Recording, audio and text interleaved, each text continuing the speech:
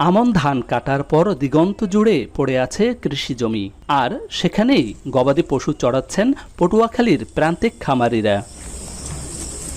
আসন্ন কোরবানির ঈদকে ঘিরে গরু, ছাগল আর ভেড়া পালনে বেশ সফল জেলার খামারিরা।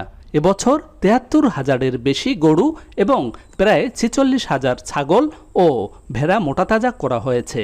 কোরবানির পশুর হাটে ন্যায্য দাম পেলে আর্থিকভাবে লাভবান হবার প্রত্যাশা তাদের।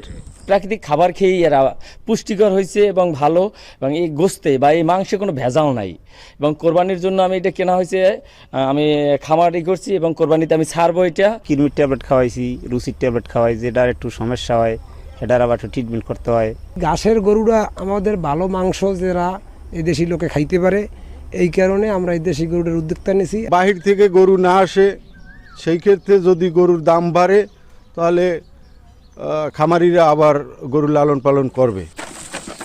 প্রাণী সম্পদ অধিদপ্তর বলছে, নিরাপদ পশু প্রস্তুত করতে খামারি ও কৃষকদের পরামর্শের পাশাপাশি পশু লালন পালনে বিভিন্ন সময় প্রশিক্ষণের ব্যবস্থা করা হয়েছে। এছাড়া কোরবানির পশুর হাটে কাজ করবে প্রাণী সম্পদ অধিদপ্তরের ভেটেরিনারি মেডিকেল টিম।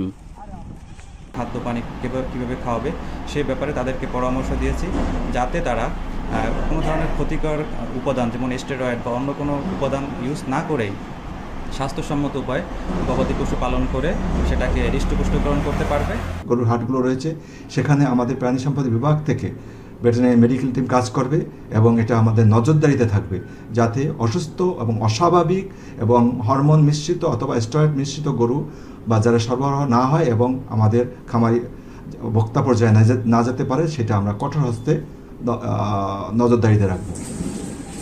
কোরবানি ঈদকে ঘিরে পটুয়াখালী জেলার ৮টি উপজেলায় ১,৩৩,৩৭১টি গবাদি পশু প্রস্তুত করা হয়েছে। বিপরীতে চাহিদা রয়েছে ১,২৮,১৮৮টি পশুর। এই হিসেবে এবার গবাদি পশু বেচাকেনায় লেনদেনের পরিমাণ দাঁড়াতে পারে ৬,৩৭৬ কোটি ৪৪ লাখ টাকা। জসিম পারভেজ, এখন পটুয়াখালী।